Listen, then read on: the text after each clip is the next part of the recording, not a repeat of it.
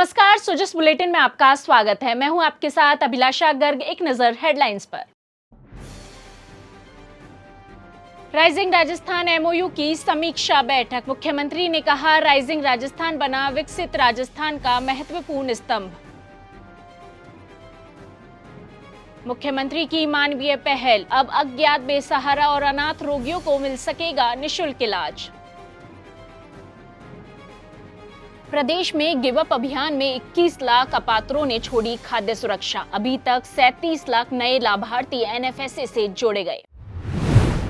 मुख्यमंत्री श्री भजनलाल शर्मा ने कहा कि राज्य सरकार की प्रदेश के विकास को समर्पित निवेश और उद्योग संबंधी नीतियों से rising Rajasthan global investment summit के तहत हुए एमओयू निरंतर धरातल पर मूर्त रूप ले रहे हैं। उन्होंने कहा कि 3.25 लाख करोड़ रुपए के एमओयू की ग्राउंड ब्रेकिंग से प्रदेश के विकास को नई गति मिली है। उन्होंने अधिकारियों को आपसी समन्वय से आगामी माह में 1 लाख करोड़ रुपए के एमओयू की ग्राउंड ब्रेकिंग सुनिश्चित करने के निर्देश दिए। श्री शर्मा बुधवार को मुख्यमंत्री निवास पर rising Rajasthan global investment summit के तहत हुए विभिन्न विभागों के एमओयू की समीक्षा बैठक को संबोधित कर रहे थे। उन्होंने सभी विभागों के सचिवों को निवेशकों से नियमित संवाद स्थापित करने के निर्देश दिए। साथ ही उन्होंने अधिकारियों को विभाग के एमओयू की नियमित समीक्षा कर रिस्पांस और क्लियरेंस में तेजी लाने के लिए भी निर्देशित किया। मुख्यमंत्री श्री भजनलाल शर्मा की मानवीय पहल और मार्गदर्शन में चिकित्सा शिक्षा विभाग ने असहाय, वंचित, मानसिक रूप से अक्षम, लावारिस और अज्ञात रोगियों को निःशुल्क चिकित्सा सुविधाएं उपलब्ध करवाने के लिए संवेदनशील कदम उठाया है। अब इन रोगियों को राजस्थान मेडिकल रिलीफ सोसाइटी के माध्यम से स्वास्थ्य सेवाएं निःशुल्क उपलब्ध करवाई जाएगी। इसके लिए सामाजिक न्याय एवं अधिकारिता विभाग और चिकित्सा शिक्षा विभाग द्वारा एक संयुक्त एमओयू किया गया है। इसके तहत रजिस्टर्ड धर्मार्थ ट्रस्ट या एनजीओ के माध्यम से चिकित्सालयों में लाए जाने वाले रोगियों को निःशुल्क चिकित्सा सुविधा प्रदान की जाएगी। सामाजिक न्याय एवं अधिकारिता विभाग के अतिरिक्त मुख्य सचिव श्री कुलदीप रांका और चिकित्सा शिक्षा विभाग के शासन सचिव श्री अमरीश कुमार के संयुक्त हस्ताक्षर से इस संबंध में दिशा निर्देश जारी किए गए हैं।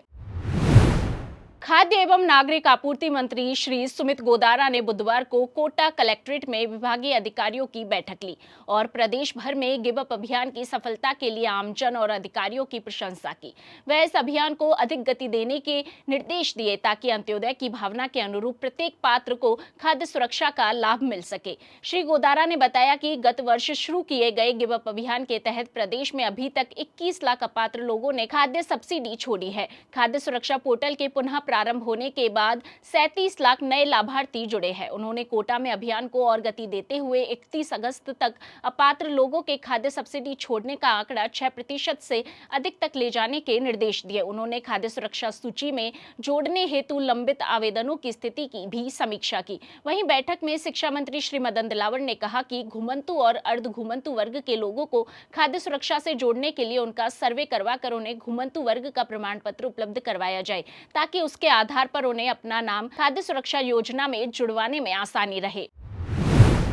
पीएचईडी मंत्री श्री कन्हैया लाल ने बुधवार को उदयपुर में पीएचईडी के अतिरिक्त मुख्य अभियंता कार्यालय में विभागीय अधिकारियों की संभाग स्तरीय समीक्षा बैठक ली। बैठक में उन्होंने जल जीवन मिशन, समर कंटीजेंसी कार्य, बजट घोषणाओं और अन्य परियोजनाओं की जिलेवार प्रगति की विस्तार से समीक्षा कर नियमित पेयजल सप्लाई सुनिश्चित करने, अवैध कनेक्शन काटने, जेजेएम में तेजी लाने और उपभोक्ताओं की समस्याओं का त्वरित समाधान करने के निर्देश दिए। श्री कन्हैया लाल ने स्वीकृत हैंडपंप और ट्यूबवेल निर्माण कार्यों को हर हाल में जून माह में पूर्ण करने के निर्देश दिए। उन्होंने गुणवत्ता और समयबद्धता पर जोर देते हुए कहा कि जनता का पैसा बर्बाद नहीं होना चाहिए। पीएचईडी मंत्री ने अमृत 2.0 योजना की प्रगति की समीक्षा करते हुए इसे महत्वपूर्ण परियोजना बताया और कार्यों की तकनीकी स्वीकृति की जानकारी ली।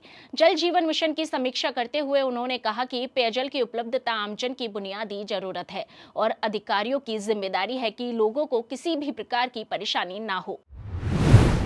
सुजस बुलेटिन में फिलहाल के लिए इतना ही। फिर होगी आपसे मुलाकात, तब तक के लिए नमस्कार।